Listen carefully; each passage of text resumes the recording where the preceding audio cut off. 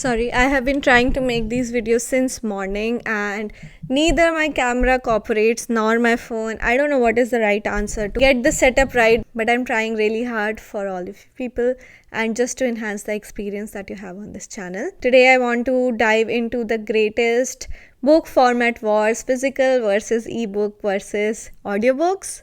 And I'm going to be completely honest with you guys because I personally feel that we have gotten ourselves too tribal in the small details and it's not really that deep. I have been reading for as long as I could remember, and at 30 years of age, I have tried every single format there is to be able to read books. So I personally feel I am the best person to talk about this topic and how I view it, so as to have this little conversation here and hear from you guys what formats you guys prefer and what has been your go-to way to read. Hi guys, welcome back to my YouTube channel. This is Pooja at A Book by the Window. I hope you guys are doing good. I hope you guys are reading good. Before getting into the video, before getting into the discussion, have you guys subscribed to the channel? If you haven't already, click that subscribe button. Consider subscribing to the channel. Hit that notification bell and like, share, subscribe at the end of the video if you are liking these videos. And do let me know in the comment section below if you guys have been enjoying these videos so far. The physical book experience. Let's start with the OG, the physical books. And I truly get why people are so ride and die about physical books, because yes, that is the real experience and that is how anyone get into reading, and that is the purest form of a book. There is also something so sacred about the whole experience, right? You walk into a bookstore, you choose a book, you smell it, you want to buy it, you want to read it then and there, and you bring it home, you keep it in your shelf, you share it with your friends and family, you read it on your own, you look through the pages, smell through the pages, and that whole experience is of course irreplaceable. Nothing in the world can replace that feeling of smelling a book and reading a book on a sultry October afternoon or in the evening while you are sleeping, and just feeling the texture of the pages in your hand. It is an experience that has no bounds. Okay, I am with you here. Like for example, I remember reading the book The Song of Achilles, and the first time I read it, I have this vivid memory of going back and rereading passages that I couldn't understand the first way, underlying the sentences and annotating them. And you have to be honest here, there is something about flipping through those pages that hits the emotions even harder. I have had books that are soaking, that have marks of my tears on them, and that says something. But if I talk about the practical stuff for a minute, you know my story. I have moved countries, and at one point I had so many books. I had like 300 books in my Bangalore apartment, and when I moved I had to move all of them because I just can't part with them. Now when I moved to London, and from London till here, I have moved so many places. I don't want to carry a lot of books with me. I feel like life can take you anywhere, and I don't want to be bound to some things, although I am trying to add more books to my house here now.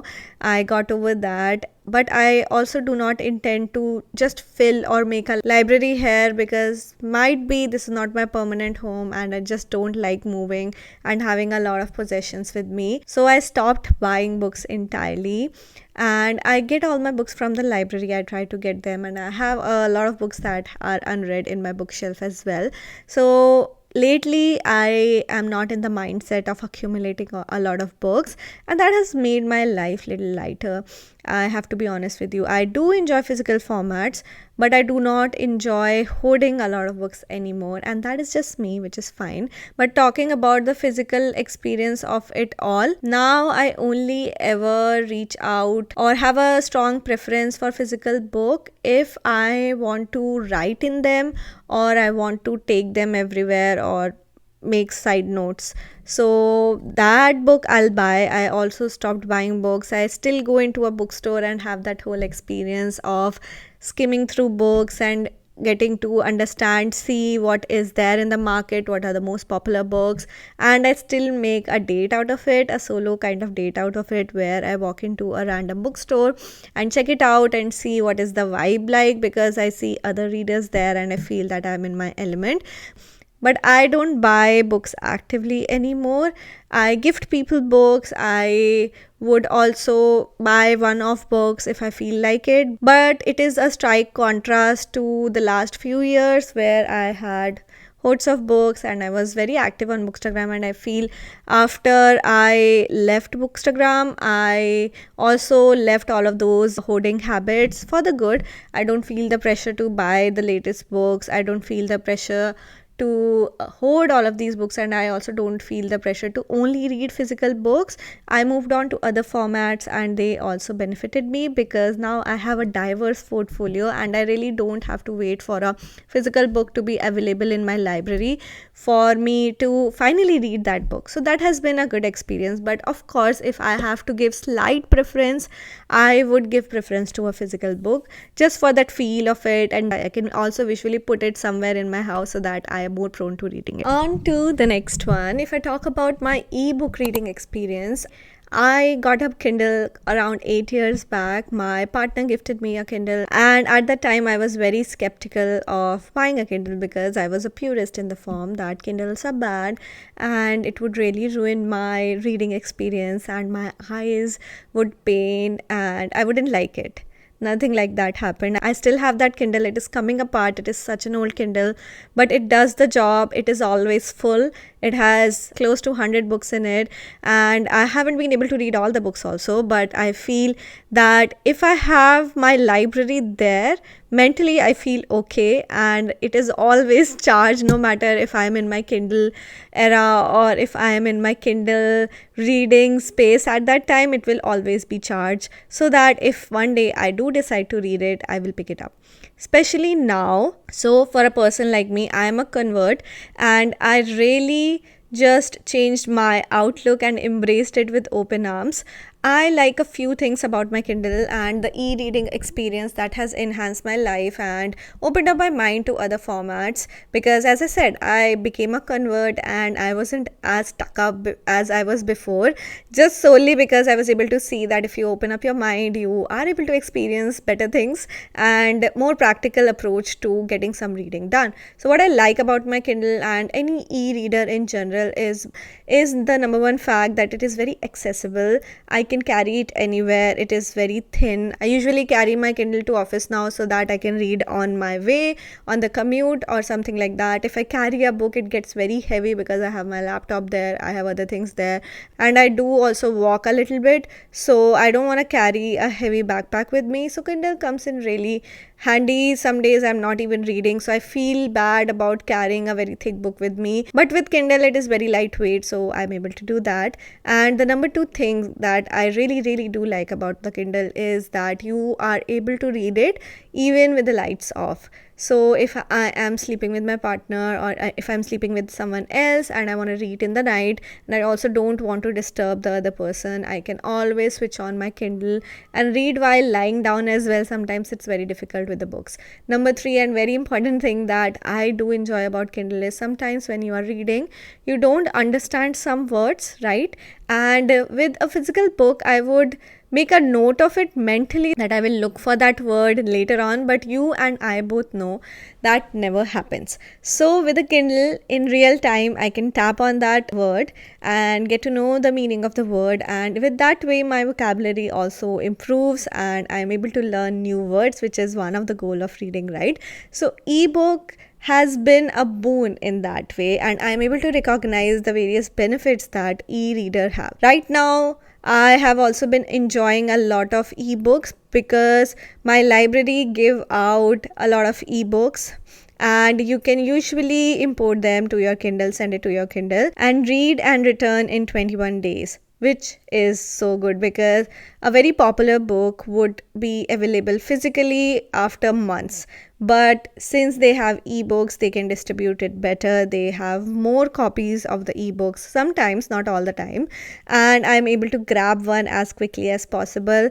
I also do not need to go in person to the library and pick that book. It will be transported magically virtually over cloud to my Kindle, and I will have it available in my hand. So these are the various pluses that I really do recognize in e-reader. Only negatives are that when I have a Kindle, I just think of it as that magic space that houses my books, and I do not see all of those books physically. With a physical book, I play this mind trick with myself that I put it across the house wherever I'm walking, in that table or near my bedside table or somewhere on the couch or somewhere, so that I'm more prone and I have this habit of reaching out for that book, and I get reminded that I need to finish that book. Otherwise, life gets busy. I have other distractions. I will be distracted. With Kindle, that doesn't happen. I feel it is like a Pandora's box. I have the control to open or close it, and sometimes it gets overlooked. So I am ungratefully grateful for it, so I treat it really bad and as tier 2 of reading, so as to say, but I do what I can. And number 3, the audiobook revolution. I love audiobooks. And if someone is gonna come at me and tell me that audiobooks are not real books, I think we are gonna have a disagreement here. I don't even want to agree to disagree, because I'm gonna convince you that audiobooks are superb and audiobooks are such a wonderful addition to this third dimension of reading. And if you're missing out on them, then I'm sorry, you haven't just found the right audiobooks yet. I got into audiobook years ago. This was when I was on Bookstagram, and I also did a collaboration partnership with Storytel, right? At that time, Storytel was a startup then. I don't know if it is still active now. This is how I got into reading and listening to audiobooks, because eventually I liked it so much I got a subscription for myself, and that has been a journey. So now a very practical person, a very busy person cannot read all the books in the world, although I would like to. So I really latch on to audiobooks as another form of reading, because I can listen to them when I'm walking, when I'm probably getting some exercise done. Sometimes I'm cooking, so I will put on the audiobook that I have been listening to currently. Sometimes I get bored at work, and if I'm coding and if I am really trying to do some focus work, I will put an audiobook in the background and I will have like a white noise with me. And all of these things have led me to read a lot of books and read a lot of memoirs as well. I happen to pick specifically memoirs for audiobooks or maybe self-help books, because I feel I don't like reading self-help books all the time. Sometimes the narration is very dry and I get bored and I sleep, I feel. But if someone is narrating it to me, there is less of an effort. I still get the benefits of understanding and reading and getting to know what the author wrote about and getting some gains from it, but I don't have to necessarily sit and read and give it all my effort. So in a way, it is a win-win. It is a cheat code for me to be able to read that. I also specifically enjoy reading memoirs. Sometimes you will find some books that are narrated by the author himself or herself, the protagonist, the person who is telling their story, and I really do enjoy doing that, because it is something else, right? That experience is something else, that the author themselves are speaking their story and you are listening to it from their mouth. So if I can find a book that is like that, a memoir that has a narrator that is the author themselves, I would definitely pick the audiobook over any other format. Now I like audiobooks for the fact that they are very accessible. New mom or someone who is really busy, have kids, they are not going to be able to read a lot of books, right? Or if someone has really long work hours and they really cannot muster up the mental energy to read after a very long day, like me as well, then what are they gonna do? They will feel bad, guilty about not being able to read books, not being able to do the things that they want to do, and not being able to leverage this really good habit, this joy of reading we so often speak about. And why should we keep this joy from people? Because we want to be purist. I am always a believer of you do what you can, and if it works for you, it works for you. If it fits in your day, if it fits in your joy, do what you want to do. So with that attitude, we should embrace all kind of readers. At least someone is reading, right? Would you rather people not read? Would you rather people not listen to these wonderful words than push them away, then make them feel bad about a particular format just because you feel one is superior than the other? That is a really bad space to be, and I'm always gonna be fighting you if you're a person like that. Okay, sorry, I got riled up a little bit. I just want to also talk about what is one area where I feel audiobooks are not very good. Some books are not meant to be read as or listened to as audiobooks. I felt it after a lot of experience of skimming through different kind of books, different genres of books. And I particularly find sometimes when it's a very, a rom-comish book, or like a book that is better when you read the words, when there is a dialogue or when there is a lot of description about things. Sometimes you are not very imaginative, and sometimes you lose focus, you get distracted, and when that happens, you kind of lose the essence of the book. And it has happened to me before. There have been books that I listened to as an audiobook, and around the time I'm not in that headspace to take that book in fully, but I didn't like the book in the first place. Then when I went about to reading the book years later, I could finally understand that I was the one who was doing it wrong, not the book's fault.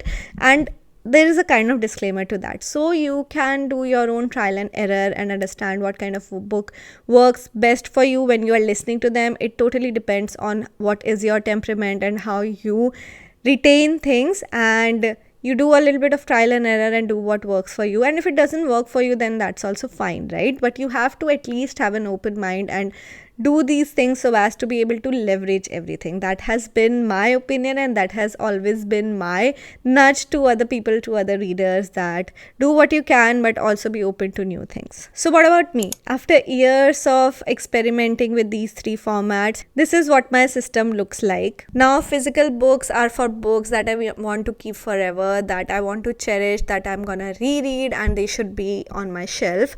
And I only have select few books in this apartment. I have a lot of books back in India, but I also want to have a sort of minimalist kind of mindset when it comes to books, because having so many books and having to move them really overwhelmed me. It gave me anxiety, so I don't want to do that again unless I know that I'm gonna live at one place for a very, very long time. Ebooks are kind of a good balance between, if I want to buy a book, if I want to experiment with a new genre, I would go ahead and buy one on the Kindle because it's cheaper and there is less commitment, rather than buying a $25 book. It would be like what, $5, and that would still be okay with me if I don't like a book. And also for maybe series is that I want to read in one go, don't have to wait to go to the store and get another book. And also number 3, whenever I get a library book, I am always open to it, and I'm always clicking on that button send to Kindle and reading it ASAP as soon as possible. And yeah, I have no preferences in that. And my preference for audiobook particularly are always for specific situations and special kind of books.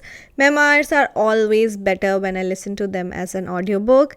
And that's just me. I also do enjoy listening to thriller books, suspense books, something that the narrator is telling really vividly or passionately. I found so many good narrators as well just by listening to these books, and I just enjoy hearing their voice. It is like a movie's playing in your ear. And if I find a really good audiobook that is narrated well, I really almost look for them. I think there should be a catalog or a kind of review for audiobooks, books that you should listen to as audiobooks. Maybe that is another video idea, but there should be one, I personally feel, because it's also an art. It is also an art to make a good audiobook, and they come with good production quality, right? They are not done very badly. The job is done very nicely and you enjoy it as a movie. So why would you not want to do that? So I particularly pick up books like this. I particularly go for audiobooks when I want to get the whole experience, and I also want to not get into a lot of reading, maybe get bored when it comes to, like, let's say self-help books. But look, at the end of the day, the best format is the one that gets you reading more and gets you back into the habit of reading, because every person is different and you are going to enjoy something more than I am going to enjoy. That's just the fact of it all. If really audiobooks let you consume 80 books a year instead of 20, that is a win for you, right? If physical books really slows you down and consciously makes you read those beautiful words and underline them, then you do that. And if ebooks make you try out new authors and genres because of the fact that they have less commitment and they are more affordable and accessible, you should do that. We are truly living in incredible times when we have access to all different formats of reading, and we should be grateful for it rather than fighting about it. Instead of fighting about what format is better than the other, we should really celebrate that there are so many different ways to tell a story now, and there are so many incredible ways to experience it. So at the end of this video, I want to know from you, what is your format preference and why? Are you really loyal with one format, or you like to mix it up like I do? And if you have changed your mind about any particular format recently, do let me know about that too. I want you guys to also drop any audiobook recommendation that you have in the comment section below, because I'm always looking for good narrators, and this girl likes a good listen. If this video made you think about your own reading habits and your reading preferences, or pick up and open up your mind about a new format or a new thing that you want to try, hit that like button. And you should definitely subscribe if you want to have more honest conversation, discussions around reading and your reading habits. With that out of the way, I'm out of breath now. I spoke a lot. I have been speaking a lot. I don't know when I became so chatty, but if you have been enjoying book discussions like this, I am all ears. Let me know, because this is what the point of this channel is. And that is it. I'm very tired now, so I will take a leave for today. I will see you guys next time. Until then, happy reading.